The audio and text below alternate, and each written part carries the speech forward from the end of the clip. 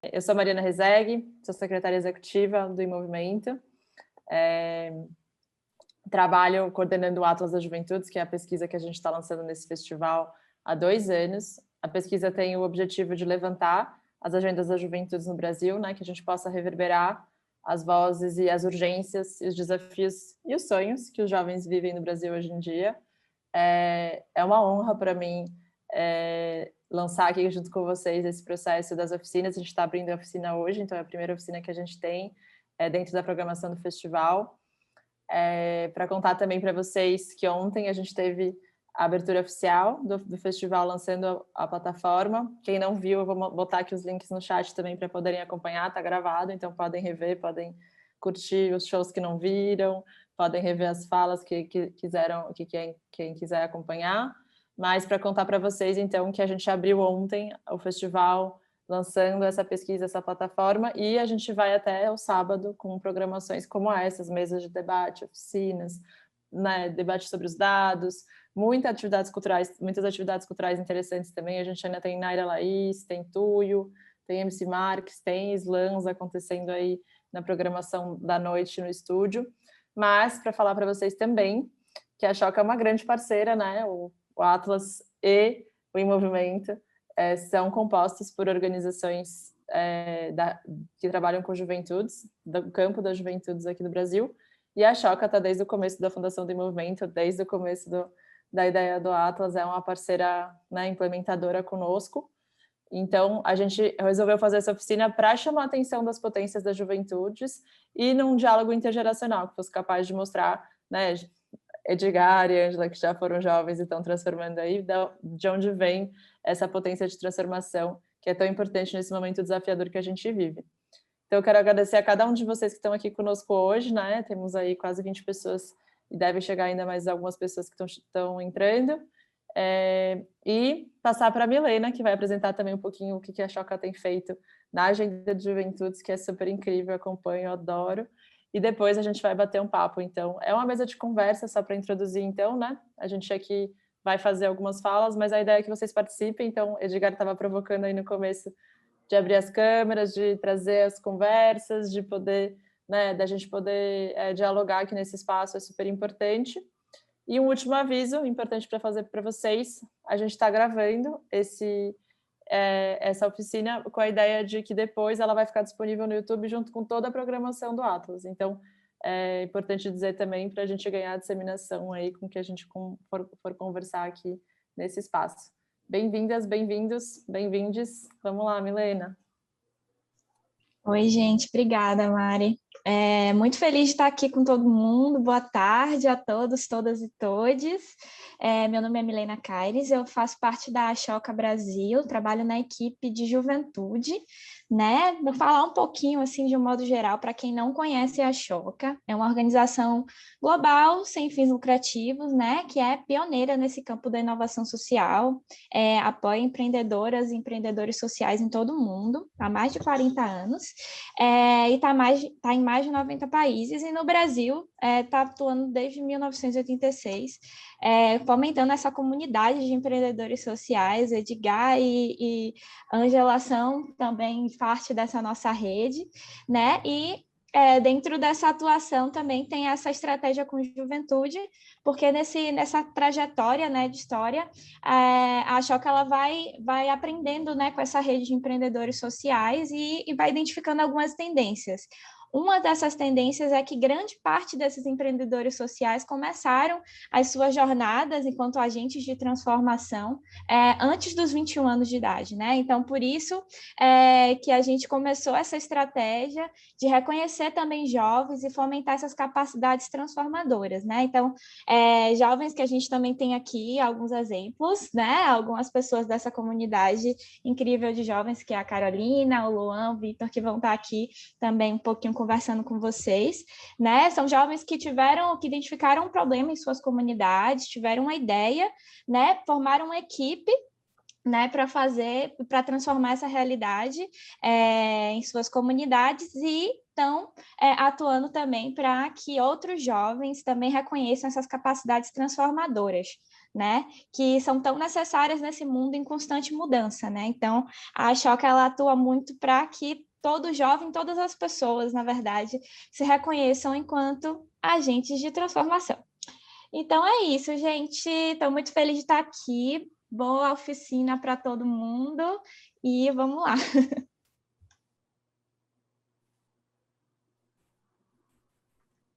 Gente, boa tarde, uma honra e uma responsabilidade imensa estar mediando a conversa. Enquanto a Milana falava, eu lembrei do que a gente estava conversando antes de entrar no ar, que a Carolina comentou assim: poxa, eu não sabia que o Edgar fazia parte da comunidade da Choca, que incrível. E quando eu e o Luan entramos na comunidade aqui do Brasil, foi a mesma coisa. A gente entrava no site, quando teve painel lá em São Paulo, descobria: eu não acredito que essa pessoa faz parte da comunidade. Eu não acredito. Suzana Pádua, eu não acredito. Márcio Santilli, não acredito. Aí, de repente, depois de uns meses assim, a gente dividindo o Zoom com eles, trocando ideia, conversando sobre projetos, sobre realidades. Que mundo pequeno, né? E, de fato, assim, é muito impressionante e é muito bom ver que, de fato, a gente consegue fazer essas conexões, consegue conversar, trocar, e mais do que tudo, produzir, né? Projetos, conseguir disseminar ideias, criar conexões. Eu sou o Vitor Zinelato, sou jovem transformador da Choca, da primeira turma, assim como o Luan. E eu queria que o Luan também contasse um pouquinho sobre a trajetória dele, assim como eu, ele é jovem ambientalista, ativista socioambiental e tem um projeto incrível lá em Pernambuco. Olá, pessoal, todo mundo me ouve? Primeiramente, gostaria de agradecer a todo mundo que se dispôs a estar passando esse momento aqui com a gente, essa troca, essa conexão, né? Que eu adoro esse negócio de conectar uma mente com a outra e assim a gente vai crescendo mais, sabe? Eu acho tudo de bom. Primeiramente, eu sou Luan, né? Como já está bem escrito aqui, eu sou do interior de Pernambuco, 207 quilômetros de Recife, é São Bento do Una. Pouca gente conhece, mas é a cidade onde Alceu Valença nasceu. Então, aí mais pessoas já começam a conhecer mais, a ter essa conexão. Durante a minha infância, eu nunca tive muito nunca fui uma criança. Eu conheço muitos amigos que, desde cedo, já eram muito engajados, assim, mas eu nunca fui muito dessa área de impacto social. Eu fui muito engajado porque em outros sentidos, eu sempre fui muito assim, uma criança arteira, que a gente chama aqui, que faz de tudo. Então, eu fazia circo, eu fazia roda de conversa, eu fazia tipo bingo, fazia de tudo na minha cidade, participava de teatro, fazia de tudo. Só quando eu fui entrando no ensino médio que foi a primeira vez que eu realmente tive acesso a uma educação de qualidade. E foi a primeira vez que eu tive acesso à filosofia, que foi a matéria que, assim, no primeiro dia de aula, o meu professor, ele colocou uma cadeira em cima da mesa e ele tipo, perguntou para a gente o que era que a gente estava vendo ali, sabe?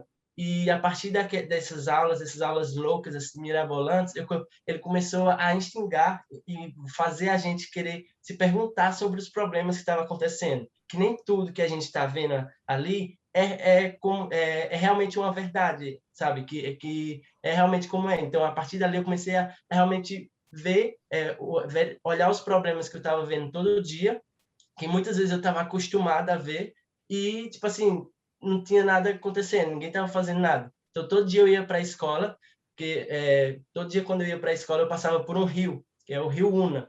E o nome da minha cidade, como eu falei, é São Bento do Una. Então, tipo assim, leva o nome da minha cidade e, tipo assim, eu via aquele rio sendo poluído, eu via aquele rio, as pessoas acabando com a mata ciliar e principalmente sem as pessoas saberem a importância que aquele rio tem, porque eu moro na Caatinga, eu moro no bioma da Caatinga, região semiárida, onde tem períodos longos de seca.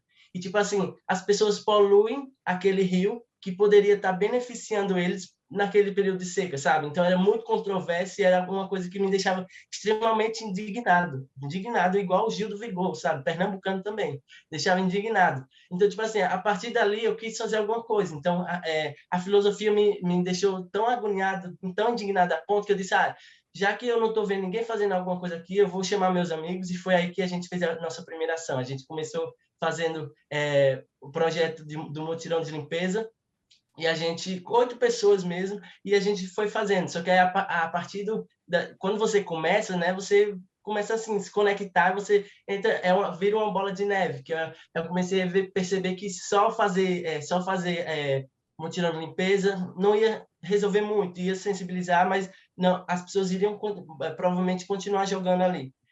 Então, a partir daí, a gente já criou logo uma ONG, já começou a desenvolver outras atividades de educação ambiental, e durante essa trajetória, eu estava muito assim, conectado com a natureza, e vendo muito durante o meu dia a dia, através desses questionamentos, o local onde eu vivo. Eu moro num dos bairros mais pobres da minha cidade, ou seja, desde muito cedo eu via pessoas, eu vejo amigos que muitas vezes iam só para a escola pela merenda, sabe? Pela comida realmente. Então, tipo assim, essa questão da fome, essa questão das pessoas terem um acesso à alimentação mais saudável, era uma coisa que também me deixava muito agoniado. Eu queria fazer alguma coisa.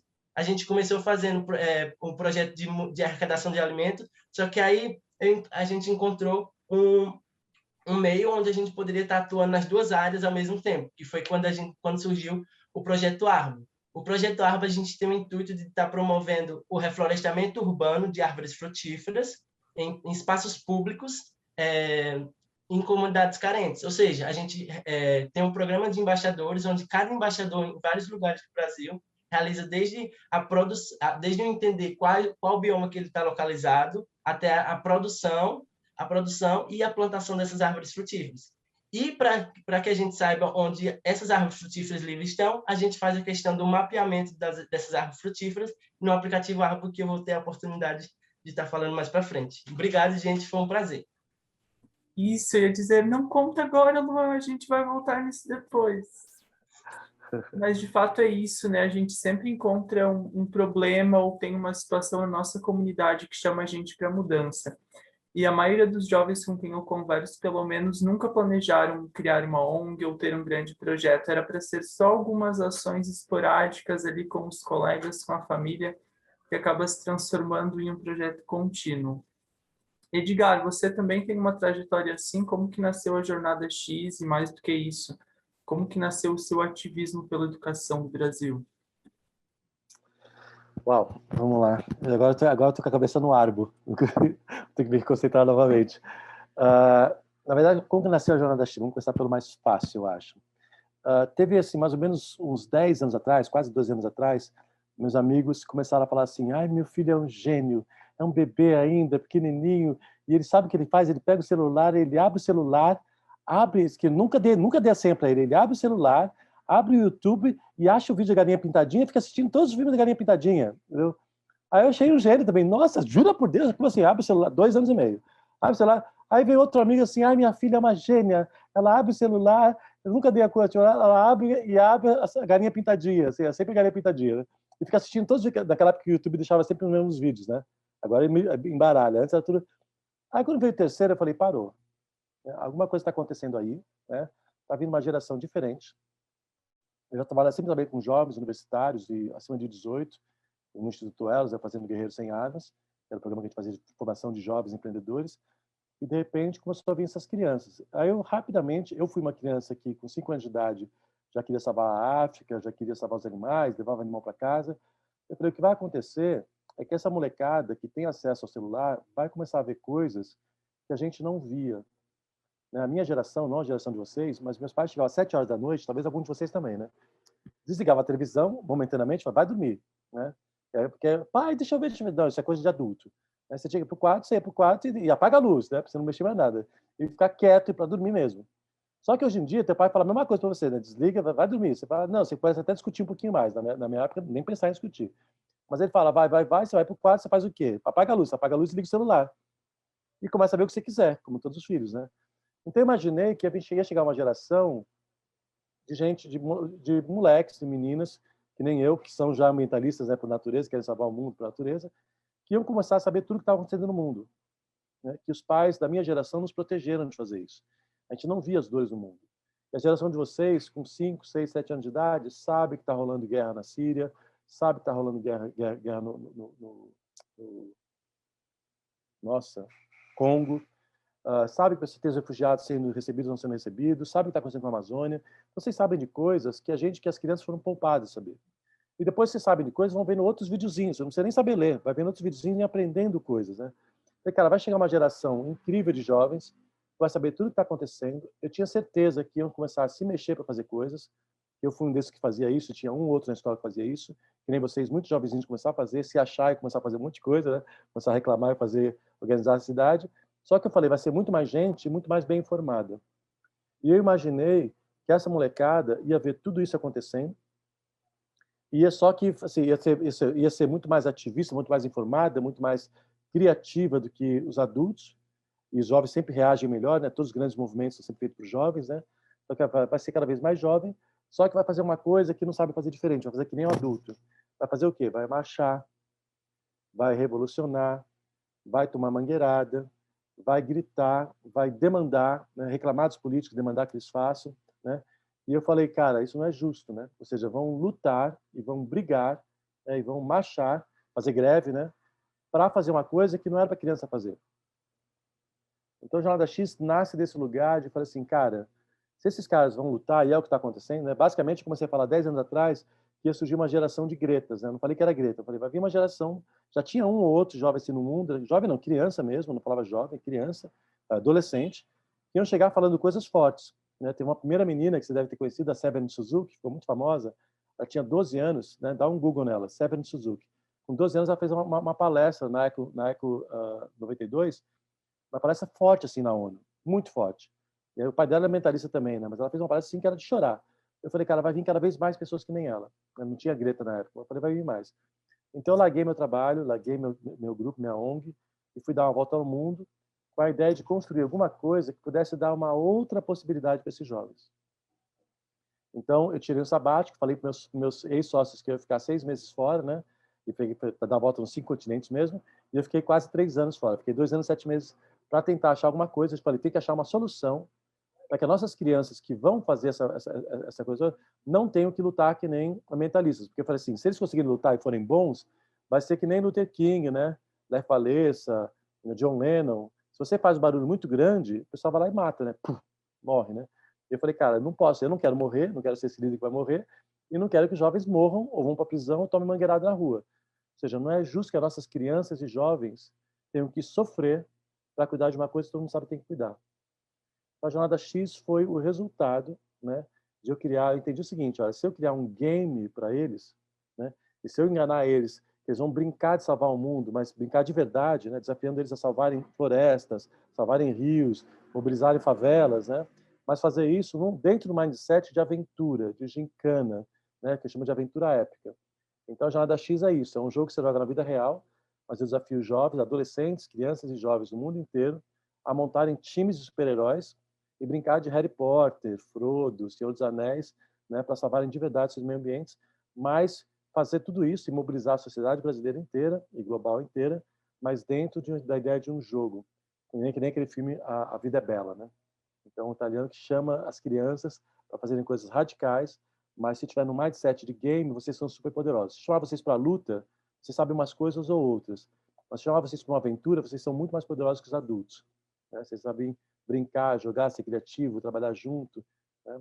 Tanto é que a gente tem campeões olímpicos de 14 anos de idade, 13 anos de idade, né? Porque dentro do esporte, dentro da festa, da aventura, vocês já são super poderosos. Essa é um pouquinho da Jornada X, Vitor, de como nasceu. Eu fiquei lembrando do Renan.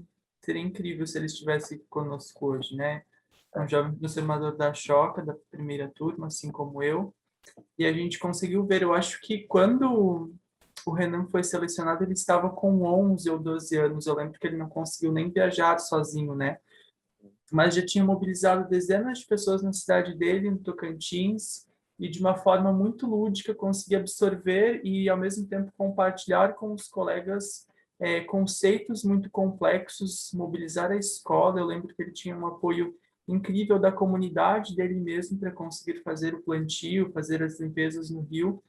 E é um projeto que, enfim, tanto o projeto do Renan como a Jornada X tem um potencial imenso assim de mobilização.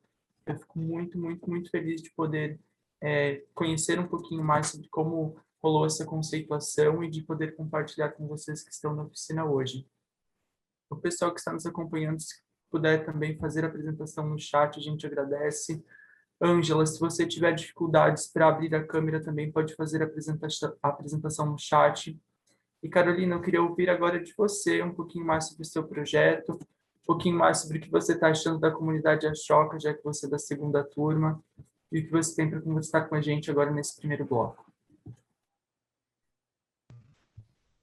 Super. Tô até tímida de falar depois de Luan e Edgar, mas tudo bem, vamos tentar contar um pouquinho sobre o que é o Globalizando, como surgiu e quem sou eu um pouquinho também. Então, meu nome é Carol, Carolina, mas ninguém me chama de Carolina, né? Eu tenho 17 anos, eu sou do interior de São Paulo, de uma cidadezinha de 20 mil habitantes chamada Engenheiro Coelho. E eu sempre fui muito apegada à educação, assim, sou bolsista numa escola particular e eu sempre era aquela pessoa assim, fissurada com estudar, assim, dentro da sala de aula e fora também. E o Globalizando, assim, sobre o ensino de idiomas, né? Um dos meus primeiros contatos com isso foi, por exemplo, meu pai falando que uma pessoa que sabia inglês, ela sabia 1000 palavras. E aí eu fiz um caderninho, assim, com 1000 palavras. E aí eu decorei as 1000 palavras, assim, falando, eu vou saber inglês. E aí fui aprendendo inglês, assim, né? Aleatoriamente, assim, assistindo séries sem legenda, ouvindo músicas. E aí, quando chegou no ensino médio também, eu comecei a ter uma visão de educação muito mais para fora, eu acho, do que só para dentro, sabe? Então, teve uma oportunidade, por exemplo, que eu estava fazendo um trabalho com a única escola pública aqui da minha cidade, conversando com os alunos, e aí tinha uma cartolina enorme, assim, que eu levei, eles escreveram os sonhos deles, e aí tinha sonho assim, eu quero viajar o mundo, eu quero ser um jogador de futebol reconhecido internacionalmente, eu quero ter uma carreira de empresário de sucesso. E aí, quando eu perguntei quem sabia inglês, assim, tinha mais de 80 alunos, e ninguém sabia inglês naquela sala, né? E aí, naquele momento, eu me percebi, assim, como alguém que podia realmente fazer alguma coisa para aquilo e causar alguma mudança. E com isso surgiu, assim, vários jovens sentados embaixo da árvore na praça da cidade, assim, aprendendo inglês e conversando sobre isso, e aprendendo cores com Uno e com jogos, enfim, com várias coisas diferentes. E eu acho que além dessa parte da acessibilidade, de dar oportunidade, uma outra parte que me frustrava e ainda frustra bastante como estudante de terceiro ano do ensino médio, é essa questão de uma educação muito regrada, muito burocrática, muito sem liberdade, assim, e muito assim, alienada, né, do mundo real, muitas vezes, sem conversar com o contexto das pessoas. E eu acho que a partir do momento que eu comecei a entender o ensino de idiomas como oportunidade também de levar reflexão sobre isso, sobre a sociedade, e incorporando os objetivos de desenvolvimento sustentável, né, o ensino de idiomas virou uma ponte para realmente causar essa reflexão e chamar pessoas para o que a gente chama no Globalizando de cidadãos globais. Então, isso é um pouquinho o que a gente faz no Globalizando hoje, basicamente, conectar voluntários, e aí o Globalizando ele surgiu, né, para trazer esse projeto da praça para algo nacional, conectando voluntários que sabem um outro idioma com pessoas que querem aprender, para que eles possam trabalhar juntos, não só o idioma, mas também os ODS da ONU. Só um pouquinho sobre isso. Obrigada, Vitor. Carol, gatilha a tua fala sobre educação. Já me deu uma vontade tremenda aqui de chamar a Helena para conversa, para ela falar sobre o movimento de inovação, para falar sobre as escolas transformadoras. Nós tivemos a oportunidade de visitar uma escola com uma metodologia super especial lá em São Paulo, Amorim Lima. E eu acho que é algo que depois a Helena pode falar para a gente um pouquinho, tá? Helena, já te adicionando aqui ao time de convidados. Ângela, se você conseguir fazer um breve depoimento para a gente também.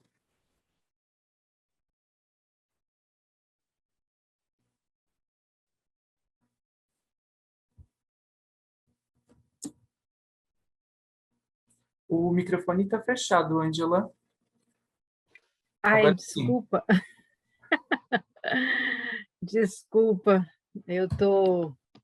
Bom, enfim, eu fico muito feliz de estar aqui com vocês novamente, né? Desde aquela nosso último encontro assim, em que eu conheci vocês, eu tenho tanta admiração pela história de vocês, de jovens que cedo começaram, né, nessa militância, com esse compromisso, eu sou cada vez mais encantada com isso.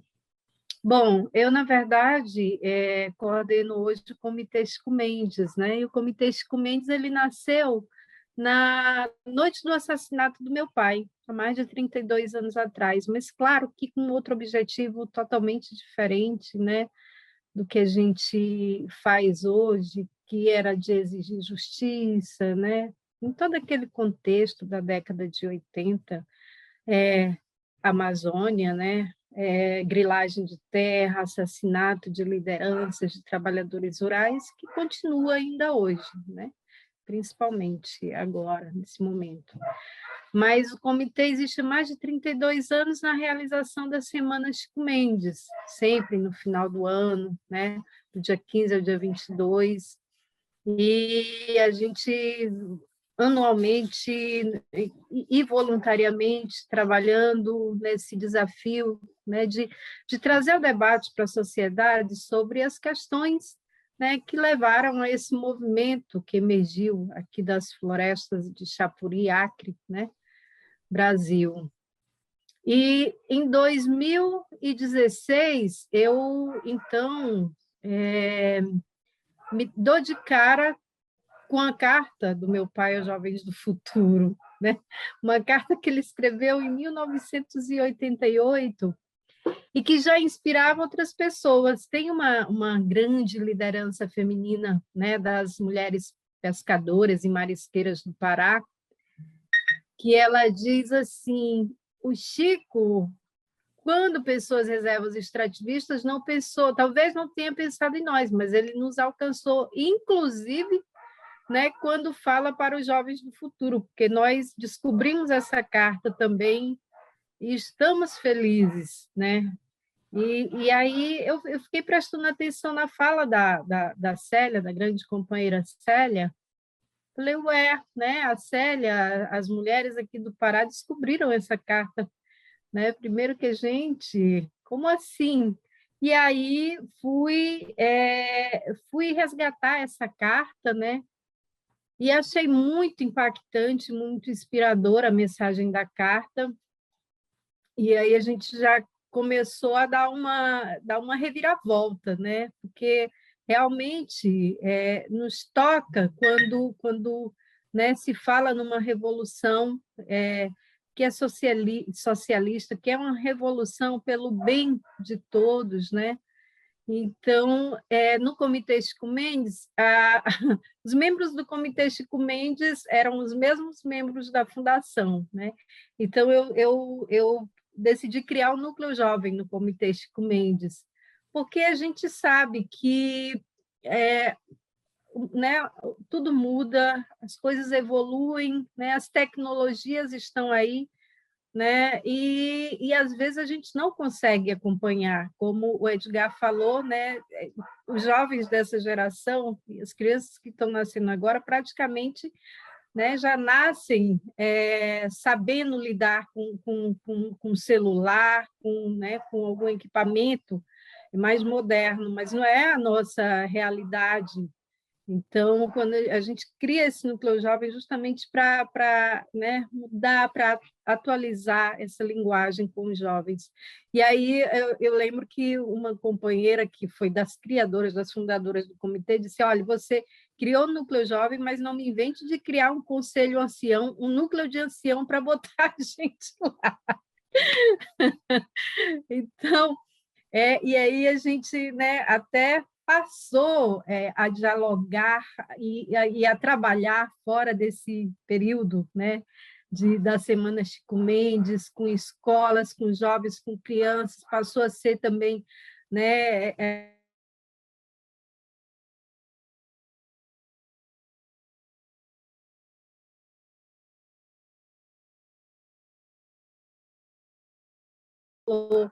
é tão bom, tão compensador, assim, né? Que também em 2016 a gente pensou num projeto, né, que pudesse levar aos jovens da floresta, porque nós temos muitos jovens na floresta que ainda não conseguem ter informação, né? E nem formação para militância, para o ativismo ou para própria luta em defesa dos seus territórios, em defesa dos seus modos de vida, né? Nesse momento em que a floresta está sendo tão impactada, tão degradada, tão maltratada, né? E os jovens estão lá e veem, muitas das vezes, isso acontecer, mas acaba que não tem um apoio, né, para saber como agir, né? Ou muitas das vezes nem é isso, ele quer necessariamente estar no seu território e ajudar a fortalecer aquele território, né, mas também não sabe por onde ir.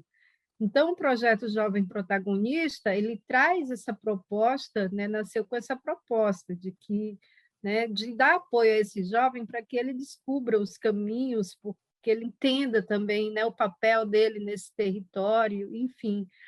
E aí, em 2016, a gente deu início à primeira oficina com os jovens da floresta, né? Estamos até hoje com esse projeto, agora já em fase de finalização, né? A pandemia, ela trouxe muito essa questão, mostrou muito para a gente o que é, né, esse desafio em pleno século XXI, de conectividade, de inclusão digital, ainda de uma grande parcela da juventude desse Brasil profundo, que ainda não consegue acessar, né, políticas essenciais, muito menos uma comunicação eficiente, né, que possa lhe propiciar um nível de informação, né, tal qual os jovens da cidade hoje têm, aqueles que têm condição, porque a gente sabe que mesmo nos centros urbanos existe uma população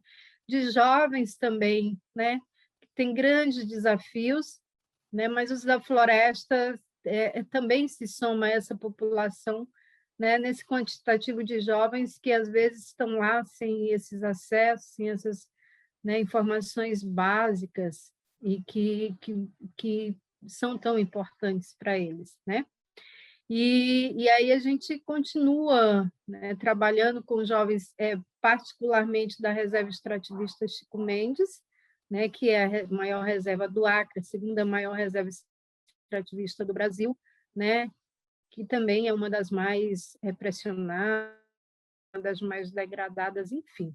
Mas é bom, porque a gente sabe que o jovem, né, eu acho que o que a gente descobriu nisso e que nos deu mais vigor para continuar é saber que o jovem quer continuar no seu território, ele só quer as condições, né, que lhe garanta isso, manter seu território, né, mas com os acessos, né, básicos, seja de educação, seja de comunicação. Basicamente, é esse o nosso projeto, Vitor, e Milena, Luan. Gostei muito da fala do Luan, assim, né, de menino arteiro.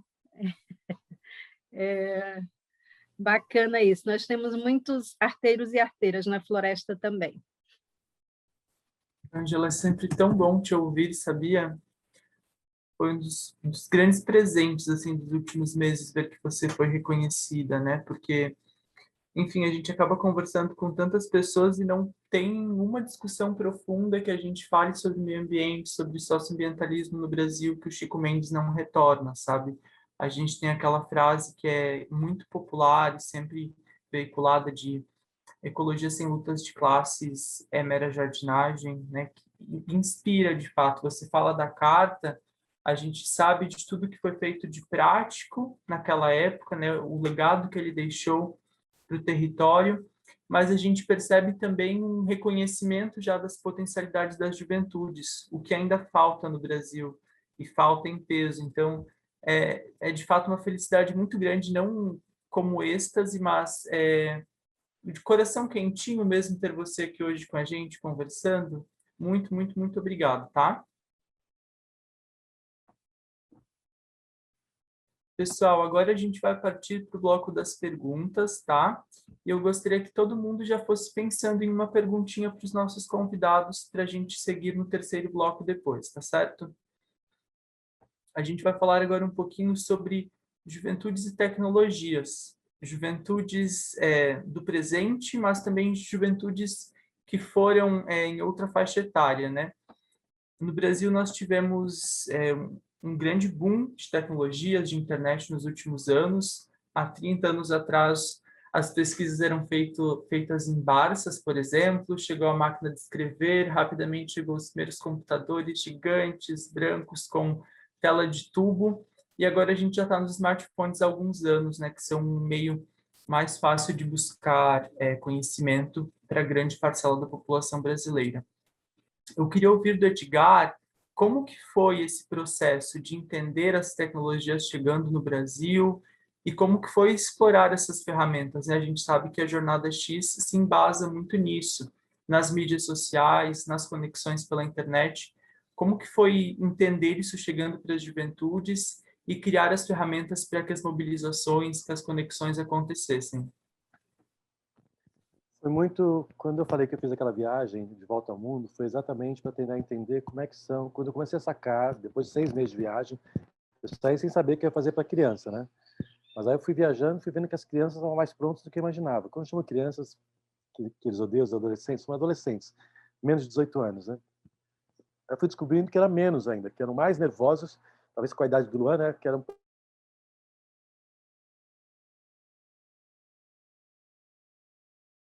mais nova, que estava muito atento e com medo das mudanças climáticas.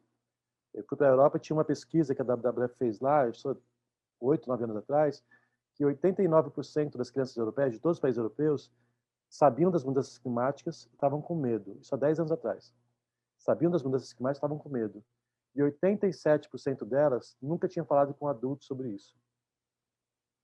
Então, elas sabem, ou vocês sabem, estão com medo, mas olha para os pais assim, olha para os adultos, vê a televisão e fala, ninguém está ligando? Como assim a ONU fala que a gente tem 10 anos para fazer uma virada e ninguém está ligando?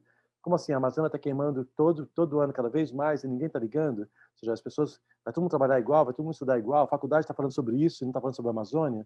Então as crianças falam assim, cara, tá alguma coisa errada. Tinham muita vontade de, né? Então o que eu comecei a fazer? Comecei a prestar atenção nelas e eu ouvi também. Então eu mostrava o game para elas. Se eu fizesse esse game aqui, vocês faziam? Eu falava o seguinte, eu ia para as escolas e falava assim, olha, o que falta nesse game, né? Era muito comum a molecada começar a gritar, sabe? Começar a pular, ficar prestando atenção em mim, assim, totalmente. Dava 1h20 apresentando o game. As pessoas falavam assim, não acredito, ninguém fica aqui, eles nunca ficam quietos, né? Mas eles estavam numa aventura, assim, sentiam um Harry Potter, né? Cara, como assim? Você está dizendo que eu vou salvar o mundo? Eu falei, você vai salvar o mundo, né? Vai mobilizar todos. Então, para criança não quer saber, porque isso é verdade, né? Aí eu comecei a prestar atenção. Aí eu fazia assim, quando eu fazia os slides, fazia slide com o computador, aquele assim, computador fazendo, né, fazendo busca. Aí eu disse, não, tio, não, computador não. Eu estava falando, eles faziam assim na palestra. Eu não entendi porque eles faziam assim, né? Aí, como assim? Não, mobile. Aí, como assim mobile? Vai ficar pequena a telinha. Eu falei, não, tio, porque para adulto é assim, a telinha é pequenininha, né? Eu disse, não cabe, não consigo ler. Mas não, tio, aqui. Por quê? Eu falei, mas por que vocês não querem no computador, que vai ficar muito mais bonito? Não, porque eu quero jogar quando estiver já indo para a escola, no ônibus, no posto de ônibus, eu vou jogando. Não quero esperar chegar em casa, acessar o computador para saber qual é a missão, para falar com os outros, entendeu? Então eu comecei a entender mais coisas. Aí, de repente, fui vendo o seguinte, as crianças já não estavam mais indo para o YouTube. Já era TikTok, né? Primeiro foi Instagram, né? Mas como assim? Não, o vídeo cada vez mais rápido. Não, tio, rápido, foto. Não vai, tio, assim, o jogo não está no Instagram? Eles me falavam isso. Não está no Instagram, não é que eu sou inteligente. É que eu sou burro e eles me falavam, entendeu? Eu só fui inteligente mostrar para eles. Aí eles vão me dando dica. Não, põe no Instagram, não, rápido, menos. Aí eu fazia aqueles textos, assim, é uma missão, né? Você recebe uma missão que nem James Bond, assim, Tom Cruise, né? Você abre o celular e pensa, aí vem uma missão, né? Atenção, você tem uma semana para conseguir mobilizar 10 pessoas interessantes. E sai, e começa a contar o relógio, né? É missão, para brincar que nem agente secreto mesmo. Aí eles olhavam assim, não, tio, não, porque eu fazia um texto, né, que eu estava dirigindo. Fazia 10 linhas de texto. Olha, atenção, você é uma missão secreta, que era meu tempo, gente. E aí tá textinho pequenininho, cabe no celular. Não, tio, precisa 2 linhazinhas, assim, mais que 2 linhas eu não leio. Aí eu falei, gente, que cachorro, como assim que vão fazer uma missão maravilhosa do James Bond de 2 linhas? Eles falaram, tio, se fizer, quer fazer, faz, mas ninguém vai ler, não. Aí lá eu que nem doido, falei, como é que eu vou fazer em 2 linhas esse texto, né? Depois fui aprendendo assim, que agora eu sacaneio eles também, né? Que eu já aprendi. Aí eu faço, não boto nenhuma linha, você tem que apertar um botão, pá, aí vem uma dica. Tá, é só uma dica, não fica explicando a missão. Duvido que você consiga, pá. Aí agora ele fica para trás, mas explica, Edgar, não tem tempo para explicar, gente, é uma linha, corre, aprende você. O Renanzinho foi assim. Eu falei, duvido que você escolha um corpo d'água no seu bairro que encante todo mundo. Aí ele pensa, mas como assim, Edgar? Explica. Não tem explicação, aprende, entendeu? Aí vira a missão de verdade. Então, a tecnologia ela tem uma coisa que ela vai avançando cada vez mais rápido, e vai avançando pelo jeito que vocês usam, e as crianças são as mais demônias para poder fazer isso, né? E faz isso assim, rapidamente, assim, estão sempre desafiando o TikTok a fazer mais rápido, desafiando o Facebook a fazer mais rápido. Então, eu vou descobrindo com isso e jogo uma missão de um jeito que vocês têm que fazer isso. Então, por exemplo, se eu vou fazer um app, ninguém quer ficar mais dentro de um app. Então, é um app que te manda a missão, você tem que montar o teu time e a tua página no Instagram. E todo mundo quer ter uma página no Instagram, ainda mais se for de super-heróis, né? E tem que matar só. Agora, os mais novos querem TikTok. Ah, de Instagram é para velho. Não estou lá, não. Aí tem que fazer a página de TikTok. Tem que fazer vídeos rápidos para mostrar como é que foi a missão, como é que eles aprenderam. Então, sempre que vier coisas novas, a gente tem que adaptar isso, porque vai para a tendência de vocês, que é uma coisa muito diferente. Os pais, os professores, a escola e a faculdade não dão conta de entender, né? A gente ainda não fala sobre isso. O que está acontecendo com isso aqui é que isso aqui é um alfabeto. Tá? Só que o alfabeto que a gente tem, A, B, C, D, F, G, que a gente ensina, demora 3, 4 anos para a criança aprender. Você tem que ensinar A, B, né? B, A, B, B, B. Agora, isso aqui, que é tão automático, não sei se o Steve Jobs sabia disso, mas aqui a criança lê, a criança lê ícone. Você começa a ler muito mais cedo. A criança sabe ônibus, gato, cachorro, bola. Ícones, a criança lê muito tempo. Se ela conseguir ler um ícone com o outro, ela entende, que meus amigos não entendiam, como é que meu filho é gênio que consegue abrir o YouTube. Porque tem um ícone que é o YouTube. Ela viu que é aquilo que você apertou. E vai aprendendo isso. E depois ela aprende por vídeo. A criança aprende muito mais rápido por vídeo. Ela não precisa ler jornal, ler livro. Os vídeos contam mais coisas. Então, quando se a gente quiser, de fato, transformar o mundo na velocidade, salvar a Amazônia na velocidade que ela precisa, né, fazer a virada das mudanças climáticas, a gente vai ter que usar essa tecnologia e usar outras tecnologias que não são digitais, são memórias, histórias dos avós, ditados populares que têm uma sabedoria gigante, de um livro inteiro contido em uma frase. Por exemplo, aquela frase africana que diz, né, para qualquer que seja a pergunta, a resposta é comunidade. Então, enquanto a gente ainda está treinando jovens para serem heróis, serem os caras mais maravilhosos para poder salvar o mundo, que é o mindset antigo, a gente provoca o Renanzinho que fala assim, não, cara, você não vai ser herói. Né? Chama a tua comunidade inteira. A comunidade é a heroína. Então, ele consegue revitalizar, desassorear um rio no final de semana, porque ele não está ele sozinho sendo um empreendedor, tentando captar recursos, montando uma ONG. Ele chama a molecada toda, chama os amigos chamam os pais estão na vida, o Renanzinho foi mais cara de pau, porque ele chamou o exército, né? Foi na igreja, puxou a batina do padre e falou, padre, posso falar? E o padre podia falar que não, eu já estava em cima do palco, e a igreja inteira falando, deixa ele falar, deixa ele falar. Aí foi lá, falou, e mobilizou a cidade dele inteira. Ele é um deles, tem vários outros também que vocês já conheceram. Então, tecnologia não é só tecnologia digital, não é computador, não é inteligência artificial.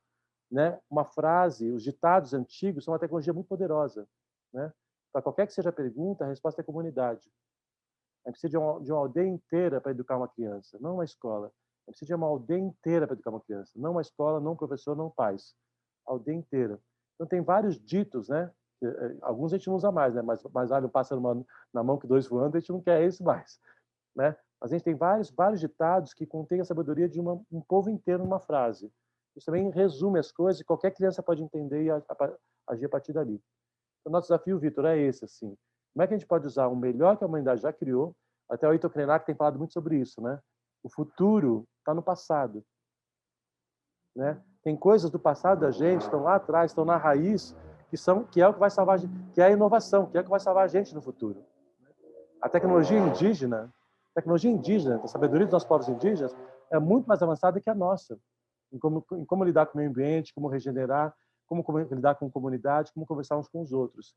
A gente perdeu a nossa coisa. Todos esses são tecnologias e que a gente tem que passar rapidamente para nossas crianças para poder lidar com o futuro que a gente está deixando para elas.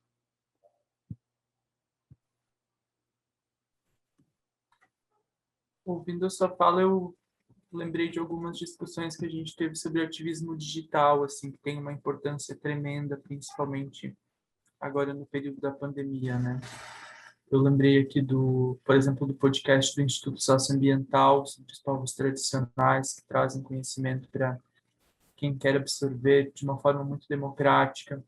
Semana passada nós tivemos um tuitaço muito relevante também sobre o PL 984, A gente pode discutir sobre o quanto isso impacta nas discussões do Congresso, por exemplo, mas é inegável que isso democratiza as discussões e que traz de forma muito simplificada, né, e não somente para crianças, para muito adulto também, que não consegue compreender ou não consegue tirar tempo para entender como está rolando as discussões lá no projeto de lei, mas no Twitter, por exemplo, consegue entender o que significa e o que pode impactar a aprovação de um projeto como o PL 984 de 2019, que, enfim, pretende alterar o Sistema Nacional de Unidades de Conservação, construir uma estrada no Parque Nacional do Iguaçu, mas isso é conversa para outro momento. Eu queria ouvir também do Luan sobre uma conquista recente do Projeto Arbo e uma conquista que eu sei que era sonho do Luan há muito tempo, que ele colocou no ar um super aplicativo para ajudar no desenvolvimento do projeto. Quero saber também como que se constrói um aplicativo do zero. Eu sou de humanas, assim, não tenho conhecimento nenhum além do básico em tecnologia, queria entender como que faz isso acontecer, Luan. Então, como eu falei para vocês, eu antes de ensino médio, Luan, nada de impacto ambiental. Então, tipo assim, na escola, antes de eu entrar na escola, tinha duas opções de curso, era uma escola técnica. Então, tinha o curso de agroecologia e o curso de rede de computadores. Qual eu escolhi? Rede de computadores, porque e meu ambiente zero. Era zero conexão assim real, eu nunca tinha parado para pensar numa coisa que eu via todo dia realmente. Então, aí eu entrei, né, no curso de rede de computadores e ao longo do tempo que eu fui tendo essa conexão com filosofia, que eu obrigatoriamente eu tive que aprender sobre essa questão de tecnologia, e o interesse surgiu sobre essa questão ambiental, eu fui conectando, sabe? Então, tipo assim, eu estava desenvolvendo o Arbo, descobri que eu quero plantar árvore frutífera. Eu sei que eu quero trabalhar no Arbo, porque o nome Arbo vem de arborização. A ideia era realmente estar arborizando. Mas, tipo assim, eu quero trabalhar na arborização, mas as pessoas vão estar... como as pessoas vão ver um benefício em troca disso também. Tipo, então, essa árvore que você vai plantar agora, daqui a, tipo, 2, 3 anos, vai estar dando fruto tanto para você como para todo mundo ao redor. Então, assim, eu conhecia muitos lugares que tinham árvores frutíferas também já. Então, só que assim, a pessoa que, sei lá, um colega meu que muitas vezes estava precisando, que seria muito interessante, que seria muito assim, de grande valia para ele essa fruta na época que estiver produzindo, essa pessoa não sabia que essa árvore frutífera estava ali, tipo, produzindo e muitas vezes se desperdiçando, né? Porque isso já é outra pauta do desperdício, assim, de a gente entender o tanto de comida está sendo desperdiçada, né? Então, assim, e sem contar na questão, tipo assim, dos ambientes mais pobres, a gente sabe que os ambientes mais pobres não têm acesso a lazer, acesso a um espaço urbanizado. Quando é um ambiente mais rico, tem toda essa questão de planejamento de urbanização, tem árvores, tem tudo isso, mas para o mais pobre não tem. Tem a praça abandonada, que o político, anos e anos, fica ali prometendo uma praça, uma coisa que vai acontecer, e está ali, é só um total de nada. Mas aí, quando eu fui tendo essa conexão, quando eu tive um professor que falou, dá para você fazer um aplicativo super simples, nem precisa entender muito. Então, e eu fiz essa conexão com a Arbo, eu preciso que mais pessoas saibam, além de eu só fazer essa arborização, eu preciso que mais pessoas saibam onde é que está essa comida, porque senão a minha plantação não vai servir de nada e vai estar desperdiçando mais comida ainda. Então, foi onde realmente surgiu essa ideia, tipo, de criar um aplicativo de mapeamento para que as pessoas mapeiem essas árvores frutíferas.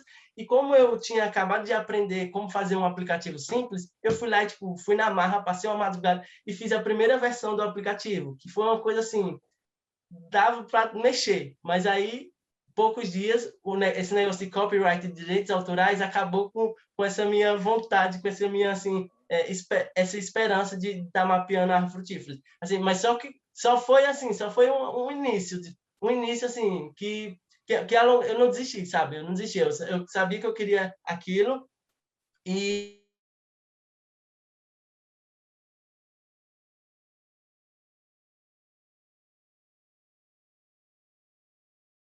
de querer fazer tudo logo, de querer que, sabe, que esteja todas as praças reflorestadas.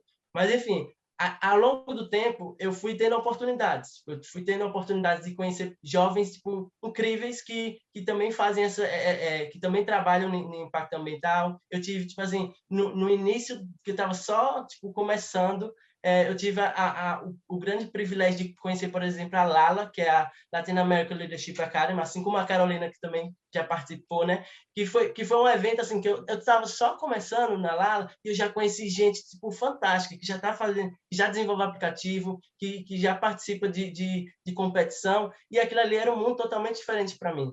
Então eu comecei a me conectar com as pessoas e percebi que assim que acho que através eu me conectando mais com as pessoas, eu acho que eu consigo estar fazendo um aplicativo que eu quero. Então, a partir daí, a gente foi tipo se conectando mais, eu fui percebendo que o problema que eu estava vendo só na minha cidade ali, que eu queria mudar aquela minha comunidade, existia em outros lugares do Brasil e no mundo, e tudo foi se conectando de uma forma que no fim eu consegui os contatos para a gente estar fazendo design, a gente já tinha atuação presente, tipo, a gente não tinha um aplicativo, mas a gente já plantava árvores frutíferas, a gente já sensibilizava, e a partir disso a gente conseguiu uma premiação de tipo de R$ 1.277, e a gente conseguiu estar tipo realizando finalmente depois de muito tentar com faculdade, depois de muito tentar com voluntariado, de todas as formas possíveis a gente conseguiu estar fazendo essa versão final do aplicativo Arbo, uma versão muito chique, inclusive quem quiser estar indo baixar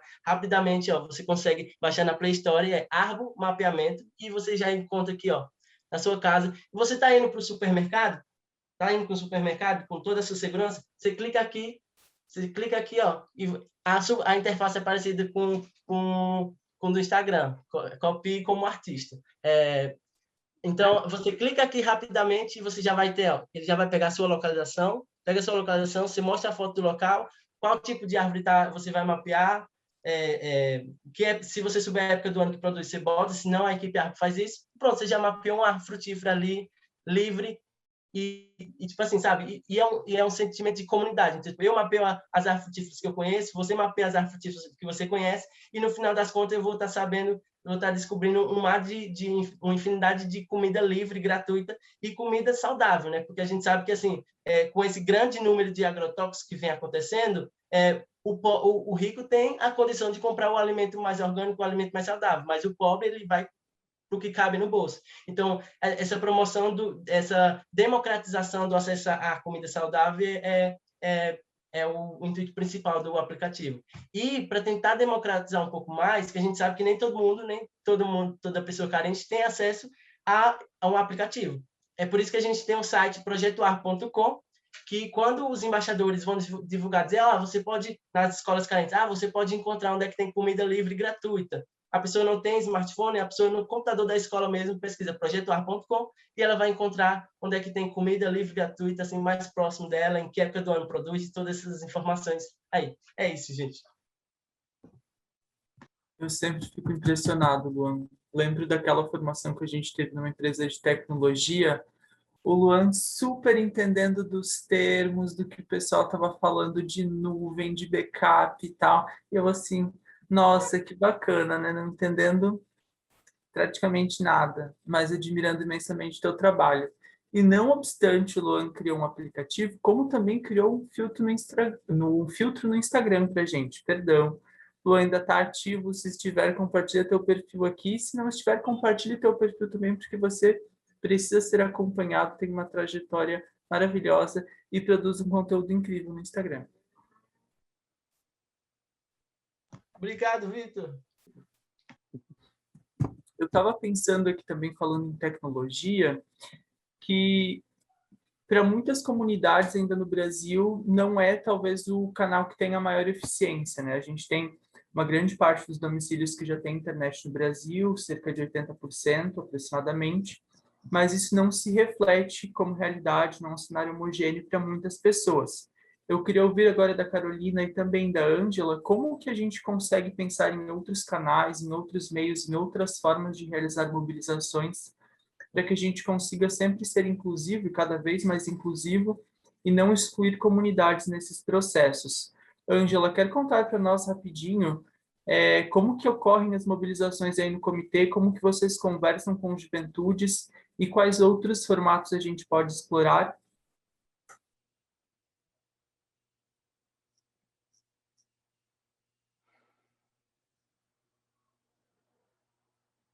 Ângelo, seu microfone está Opa, mutado. já percebi. Ai, eu fico tão querendo não atrapalhar que... Bom, enfim. Bom, nesse momento, principalmente que a gente está trabalhando uma campanha contra... Você acabou de falar aí de PLs, né, que são tão danosos e ameaçadores. A gente tem um PL que ameaça diretamente a Resex Chico Mendes, né, e também o Parque Nacional da Serra do Divisor. Então, a gente está trabalhando com jovens, né, criando um plano de mobilização, onde esses jovens eles são os atores, né, desse plano, e realmente a gente tem buscado enfrentar esses desafios de comunicação. Alguns jovens eles têm uma disponibilidade de vir à cidade uma vez por semana, né, resolver alguma coisa de aula, entregar textos, entregar material escolar. Então, a gente faz o contato nesse período em que essa pessoa vem, né, para a cidade. Acho que assim, e a gente também está viabilizando alguns projetos para levar a internet, né, para dentro da Resex. É um desafio enorme, né, por conta das tecnologias disponíveis, que muitas das vezes não são adequadas para o local, mas a gente vem insistindo e vem tentando identificar que tecnologias se adaptam melhor a essa, né, a essa diversidade de relevo, de clima, né, da própria geografia da Resex. Né? Você fala numa reserva extrativista que ela tem quase 1 milhão de hectares, ela passa por 7 municípios do Acre, então é o mundo dentro dessa Resex, né? Não passa, veja bem, eu acho que algumas políticas, como as rádios comunitárias, elas são também um canal muito bom de mobilização, né, das comunidades. Em alguns lugares é possível, né, se ter esse tipo de tecnologia. As rádios comunitárias funcionam muito bem em comunidades no Pará, em algumas comunidades do Amazonas, mas a gente tem uma distribuição geográfica, né, dentro desses territórios de muito espaçamento, né? Então, assim, as casas, elas normalmente ficam localizadas aqui, para vocês terem a ideia, a gente fala, da casa do fulano para o cicrano dá 2, 3 horas de viagem, né? Isso já foi pior, porque agora os acessos estão mais fáceis, as pessoas já têm uma moto, né? No mínimo uma moto para se locomover. Então, mas mesmo assim ainda é uma distância de você falar, por exemplo, né? Acho que assim, do alcance, por exemplo, de uma rádio comunitária, né? Então, ele é muito limitado, tendo em vista essa dispersão, né? Das casas, das colocações na floresta. Então, são desafios assim que a gente tem procurado, né, encontrar as melhores alternativas. Agora, a gente está com um projeto piloto, conseguimos um recurso para instalar 3 pontos de internet, né, em lugares específicos que estão sofrendo os maiores números de ameaça, né, de loteamento, de desmatamento da Resex, inclusive de atuação de facções criminosas, né? Então, a gente conseguiu colocar 3 pontos de uma internet, né, de banda larga, né, potente, para que esses jovens possam, junto com a comunidade, porque esses pontos eles são colocados nas associações, né, que são espaços coletivos, então o jovem ele nunca toma nenhuma iniciativa só, ele tem ali o acompanhamento da sua comunidade, né? Ele atua junto com a comunidade, mas o jovem é aquela pessoa que domina, né, essas ferramentas. Então, a gente vem trabalhando assim, tentando identificar as tecnologias e tentando buscar formas de aproximá-las. Claro que não é só isso, a gente tem, né, está desenhando alguns projetos que contemplem um maior número, né, de famílias, quiçá toda a reserva extrativista Chico Mendes, com as tecnologias, né, de comunicação. Por enquanto, se a gente quiser alcançar a família que está lá no meio da Resex, lá no meio da floresta, ainda é aquela mensagem pelo rádio, né, pela FM, pela AM, que chega até lá, né? A gente chama de rádio cipó.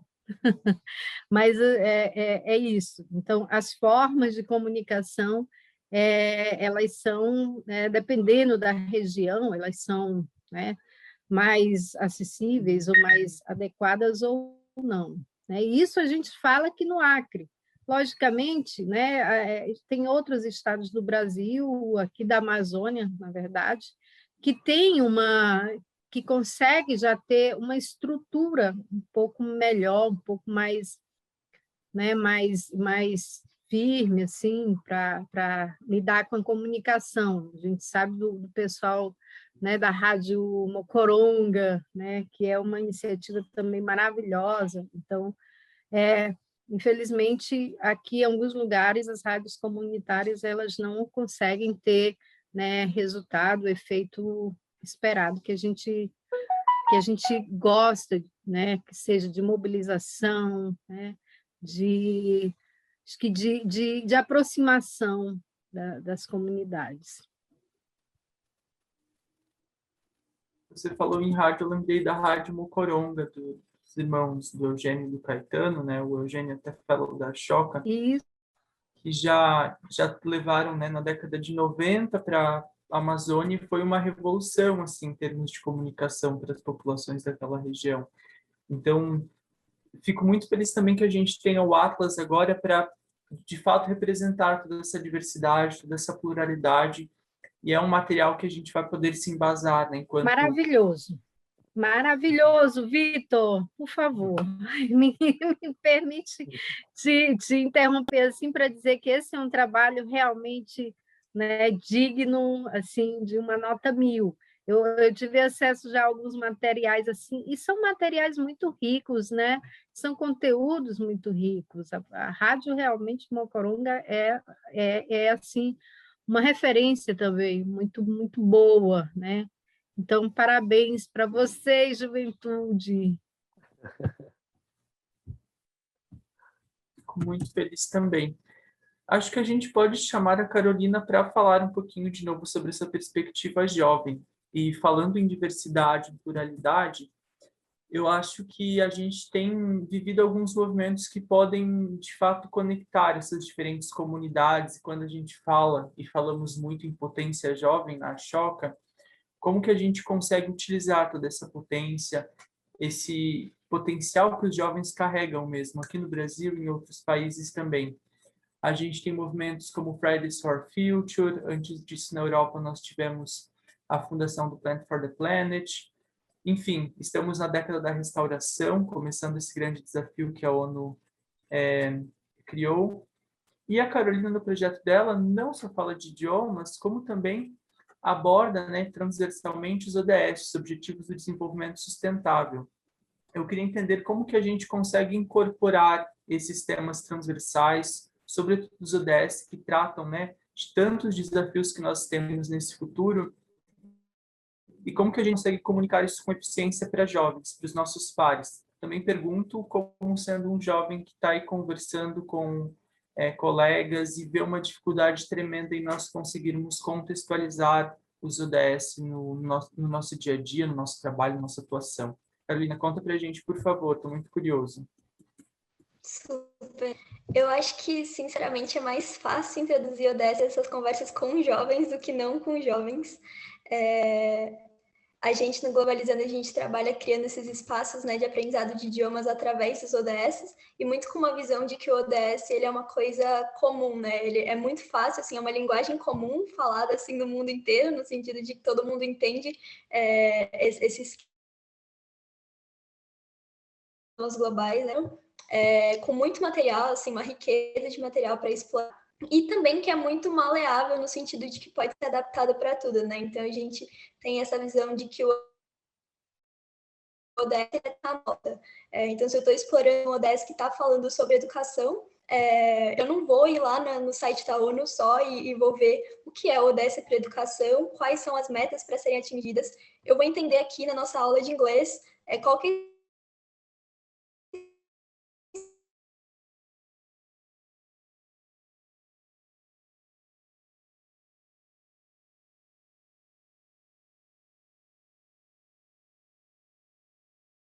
experiência do meu aluno com educação. Talvez não seriam tratados como energia limpa, assim, se a gente falar, vamos tratar sobre temas de impacto social aqui nessa aula de idiomas. Talvez vários temas eles ficariam de fora, e o ODS tem essa questão de ser bastante completo, e a gente traz essa abordagem de criar momentos jovens, né? Então, a maioria das vezes, quem vai estar ensinando sobre os ODS, né, ou abrindo essa conversa os ODS, jovens. Então fica tudo muito mais fácil, porque você está criando um planejamento que você poderia estar recebendo a aula, sabe? É uma aula que, às vezes, conteúdo em sala de aula, você queria ter acesso, que você sabe o seu público, sabe? Você conhece o seu público muito bem.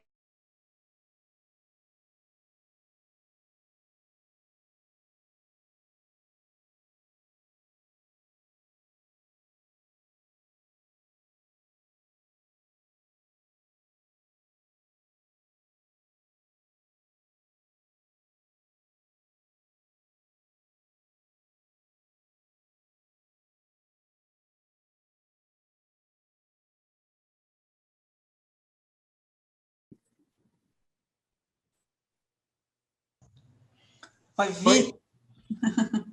Helena, para a gente, assim, abrir um leque, assim, de oportunidades, de visão de mundo, conhecer sobre as escolas que já foram mapeadas, sobre as iniciativas que são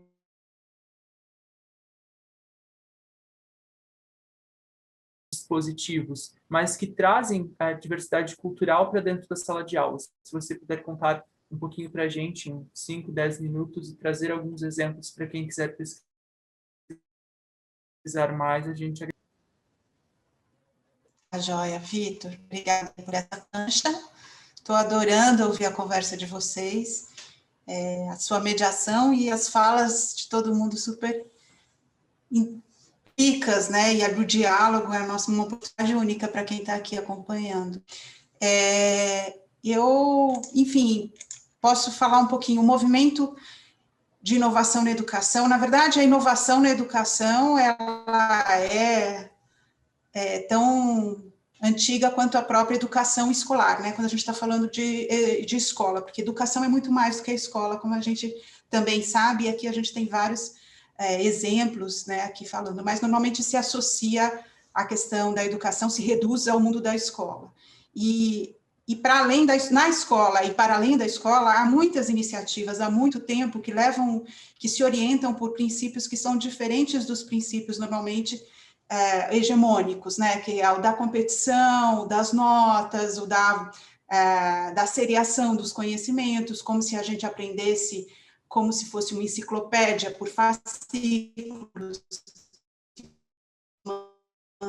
aos outros, e a gente vai, né, imagina, com esse mundo que o Edgar mostrou aqui, dos jovens com a frase,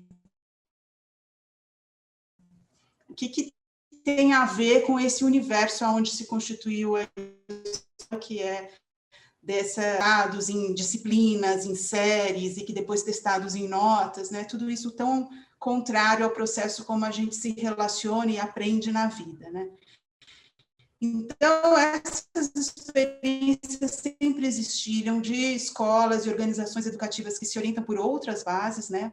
A partir da curiosidade das crianças e dos adolescentes e dos jovens, dos adultos, a partir da formação de equipes para pensar juntos os assuntos que os interessam, para propor juntos formas de melhorar a vida na comunidade, para propor juntos formas de expressar a arte, o conhecimento, enfim, essas são as lógicas outras de fazer educação. E o Brasil ela é uma referência mundial nisso, desde Paulo Freire, né? O Paulo Freire é uma grande referência para o mundo de uma educação que se pauta e se orienta por outros valores, outros princípios, outras lógicas, sobretudo essa lógica aqui que a gente está vivendo hoje, do diálogo entre pessoas de diferentes gerações, com diferentes experiências, e que ambos se transformam no diálogo, né?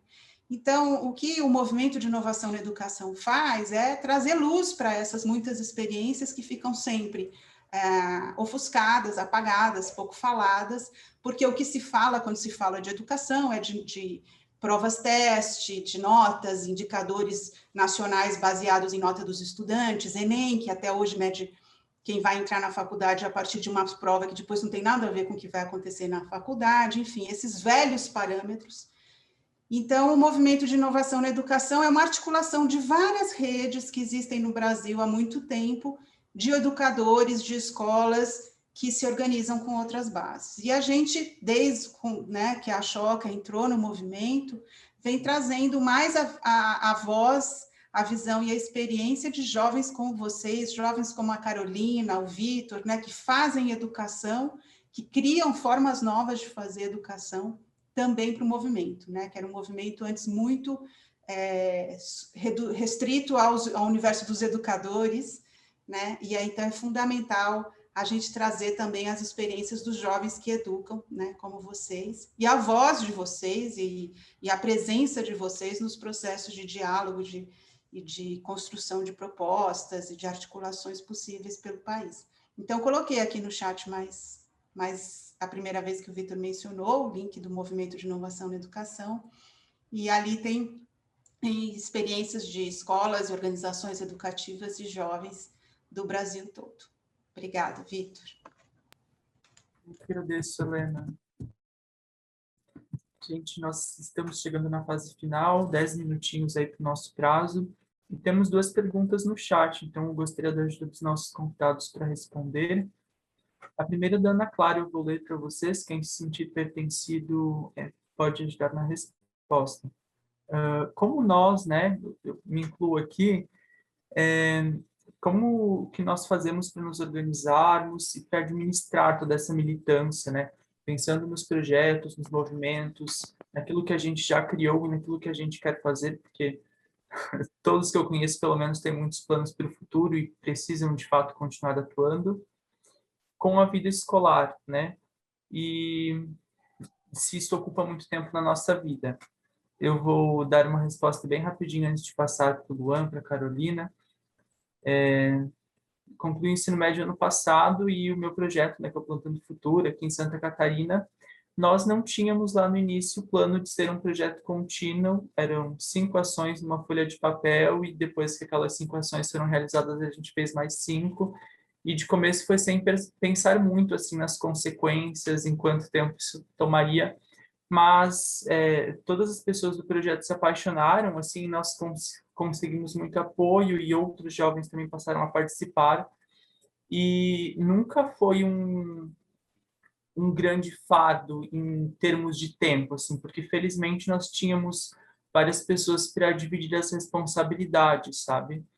E em alguns quesitos, assim, isso até auxiliou a gente a conseguir contextualizar as disciplinas, as matérias e fazer algumas aulas bastante diferenciadas, assim. A gente teve aula de biologia que conseguiu contextualizar com o projeto, por exemplo, e eu acho que isso, assim, foi muito legal, pelo menos na minha realidade.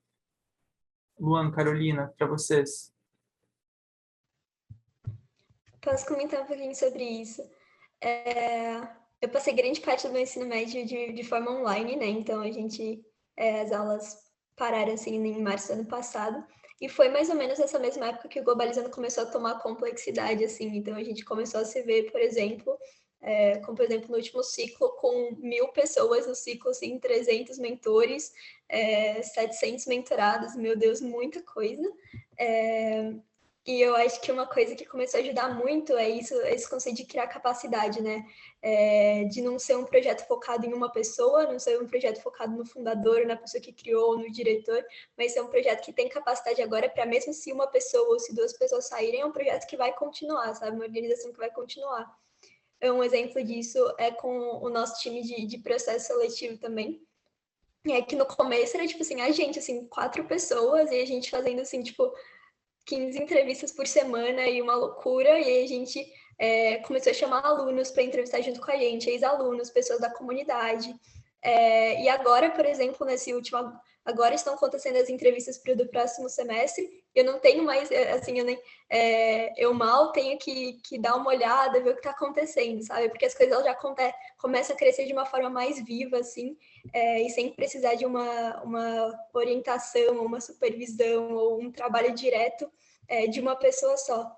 Então, acho que essa questão de ter uma comunidade que realmente apoia, do nada, assim, surgindo iniciativas, surgindo coisas e que você não tem que mais que controlar e que é um organismo realmente vivo e que criou capacidade para que exista por bastante tempo, ajuda bastante também nessa questão de ter tempo para você poder se dedicar também, às vezes, para outras partes dos projetos que são mais estratégicas ou que você não toma muito tempo, que você quer tomar para pensar ou tomar um tempo para você.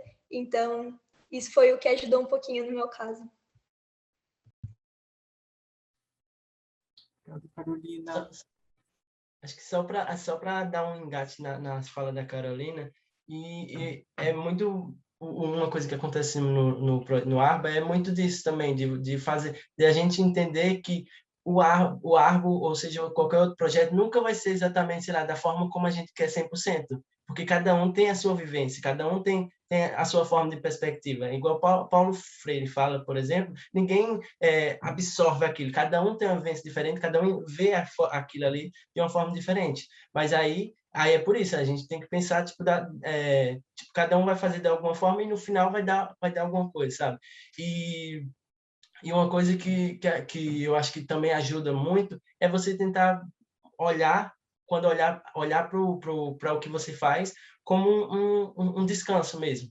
Eu agora estou com tipo 800 filhas, 800 árvores frutíferas que eu estou cuidando tipo quase todo dia, indo ali no local para cuidar dessas árvores, e eu vejo, tipo assim, no mesmo tempo eu estou em faculdade, estou tipo estudando, estou fazendo faculdade, e eu tiro como aquele momento ali como um momento de meditação mesmo, que eu não estou com música, eu estou totalmente desconectado, estou e as mudas e tá ali, só saber essa questão de reflexão. Então você encontrar dentro dessas suas atividades um momento de relaxar, um momento que você realmente está fazendo uma coisa que você está exalando energia, está tirando toda aquela energia de muitas vezes do dia a dia, que às vezes termina sendo um pouco cansativo, né? Principalmente na escola, quem faz integral, quem faz técnico, é muito cansativo. Então, assim, você encontrar dentro disso uma forma de você exalar, de você gritar realmente, eu acho que ajuda bastante. E a questão da organização, né? Como a Carolina falou. Obrigado, Luan. A nossa segunda pergunta, talvez a gente possa direcionar para Edgar, para Ângela, é da Fabiana e fala sobre a carta Laudato Si do Papa Francisco, que traz essa ideia de casa comum, né? Foi até lema da campanha ecumênica aqui no Brasil em um dos últimos anos, e fala também, né, sobre essa conexão entre jovens, entre comunidades, e como que a gente deve focar, de fato, sobre o meio ambiente nos diferentes setores da nossa sociedade, para que a gente consiga atingir esses objetivos e superar os desafios como a crise climática, por exemplo. Edgar e Ângela, vocês conseguem contextualizar isso no trabalho de vocês?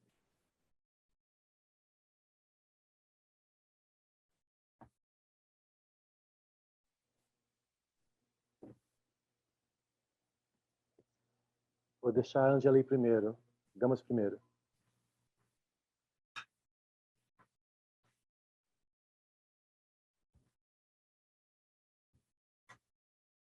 Se bem que eu não estou vendo a Ângela aqui, né? Eu acho que a Ângela não está mais conosco. Tá, então vai o Damo primeiro. A gente está falando da pergunta do Rafael, né? Isso. Tá. Rafael, assim, ele pergunta especificamente da Choca, mas eu vou falar então como foi ela Choca. Então, Sim, a gente faz vários trabalhos com... Desculpa interromper, gente. Eu acho que a pergunta foi a da Fabiana. A que o Vitor direcionou. A do Rafael, a gente ainda não chegou nela. Tá bom. Então, obrigado. Então, tá bom. Paixão permeia cada... Tenho mais uma curiosidade, que pergunta futuramente lá nascido do Papa. Como que a gente consegue contextualizar, né, Edgar, a carta que inspirou muitos jovens, eu acho que foi lançada em 2016 ou 2017, e com esse trabalho de juventudes e para a conexão de diferentes comunidades? Tá. Bom, a gente viu o chacoalhão que deu quando saiu a Laudato Si, né, do Papa. E aqui no Brasil, como está se pegando exatamente para a questão da economia, e se montou, né, um grupo grande, a Economia do Francisco e Clara. Não sei se você faz parte, Fabiana, ou conhece o grupo que foi formado no Brasil, chama Economia do Francisco e Clara. Tem sido lido bastante e discutido mais profundamente. Como é que isso pode ser integrado nas ações, principalmente de ações de jovens? A gente integra isso, no caso da Jornada X, a gente sempre traz qualquer salto que vai dar, a gente já está prevendo que daqui para frente vai vir várias novidades, muitas muito ruins, né? Às vezes como a pandemia, como a queimada na Amazônia, a queimada que tem nos Estados Unidos. Esse ano vai ser para a África cada vez mais forte, né? Pela questão do clima. Como está pegando agora a questão da crise hídrica, que a gente está entrando no novo ciclo no Brasil. É um desafio bem forte para todos nós, e a gente sempre integra isso no jogo. O fato de ser um jogo, ser uma aventura, é meio que tem o Senhor dos Anéis, né? Lord of the Rings. Então, por exemplo, agora a gente assim que entrou a pandemia, a gente fez uma jornada chamada Antivírus X, porque geralmente os nossos jogos, os jovens têm que sair na rua, né, e salvar água, salvar floresta, ajudar pessoas, né? Eles sempre saem para ação na rua. E a gente, como não podia sair na rua, a gente fez um jogo que pudesse fazer ativismo online. Então, de fato, se organizar, né? De fato, se organizar sem sair de casa para fazer ações que impactassem a vida real das comunidades, né? Também estamos entrando agora com uma nova jornada que é saúde emocional, né? A gente sabe que a próxima pandemia, segundo a ONU, vai ser a saúde emocional, principalmente de jovens, de adolescentes e jovens, já está pegando forte. Então, a gente já criou uma jornada, já testou uma jornada, e como é que o jovem pode sair dessa onda de depressão ou de ansiedade, né, ou de não querer fazer nada, principalmente os jovens, o pessoal chama de nem ou sem, possam atuar nesse sentido. O que a gente pode fazer, eu acho assim, que a saída para essa história toda e integração de tudo isso, no meu caso, é sempre as metodologias e ações que sejam muito ágeis, muito rápidas. Por isso que eu sempre levo isso para o game, para a aventura, para a jornada, porque a academia demora muito tempo para se transformar, né? As empresas também demoram tempo, as empresas são ágeis, são bastante ágeis, até se mudam rápido, mas pouco para se adaptar para essas mudanças que a gente tem. As organizações não têm essa velocidade. Agora, times de jovens ou times comunitários conseguem fazer coisas de outro mundo, né?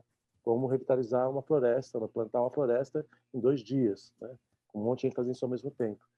Então, o jeito que a gente tem se adaptado para isso e tem nos inspirado é assumir, no meio do jogo, as coisas difíceis, né? Os desafios são bem-vindos. No meio de uma gincana, o que mais a gente quer são missões impossíveis. No trabalho a gente não quer, na organização a gente não quer, na escola a gente não quer. Mas na gincana são sempre missões impossíveis, num prazo impossível, sem recurso nenhum. Mas a atitude com qual a gente abraça elas é uma atitude de felicidade, né? Carnaval você fica pulando, você não descansa durante 4 dias seguidos, pelo menos 4 dias seguidos.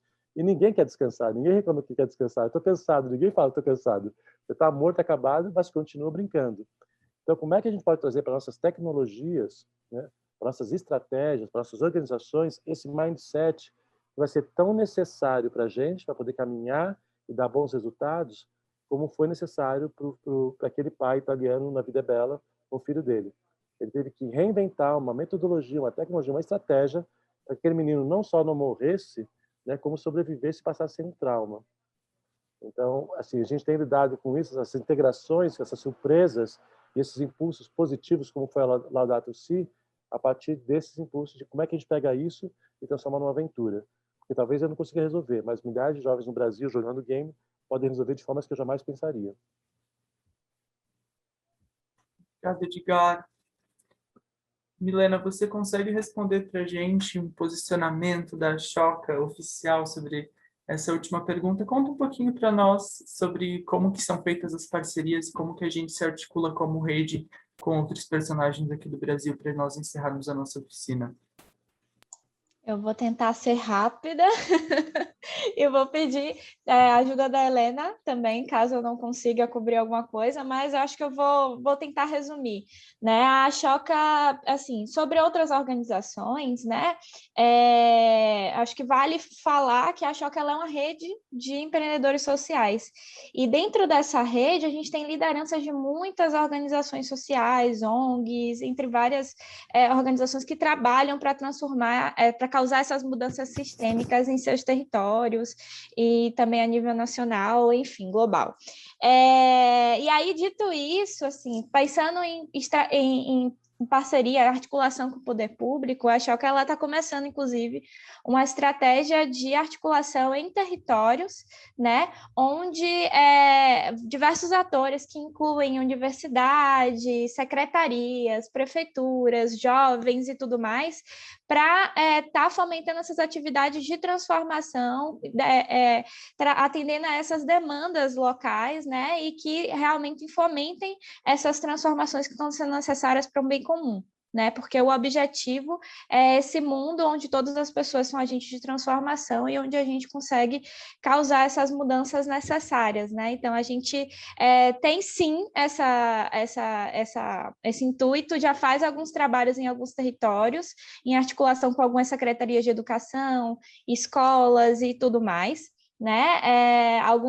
Em alguns territórios a gente está mais presente, em outros a gente está desenvolvendo, mas a ideia é realmente a gente conseguir engajar realmente toda a sociedade para que a gente consiga ter cada vez mais ações transformadoras pelo bem comum. Eu respondi. Milena. Eu gostaria muito, muito, muito de deixar cada um dos convidados fazer um depoimento final, mas nós já estouramos nosso tempo. Isso não vai ser possível por um ótimo motivo. Está começando a próxima oficina agora da Agenda Jovem da Fiocruz. Tem 2 colegas meus da Pesquisa de Juventudes e a Pandemia que vão integrar o debate, Alice França e o João Guilherme. Tem tudo para ser maravilhosa. Gente, muito obrigado pela oficina. Convidados Edgar, Luan, Carolina, Ângela Mendes, foi uma honra poder conduzir a conversa e foi uma honra poder dividir esse espaço com todos vocês que estão aqui na sala. Gente, muito obrigado. O festival continua e vai até sábado com uma programação incrível. Beijo, até breve para todos. Obrigada, Vitor. Obrigada, gente. Foi Beijo. ótimo. Obrigada, gente. Beijos. Tchau, gente. Beijo.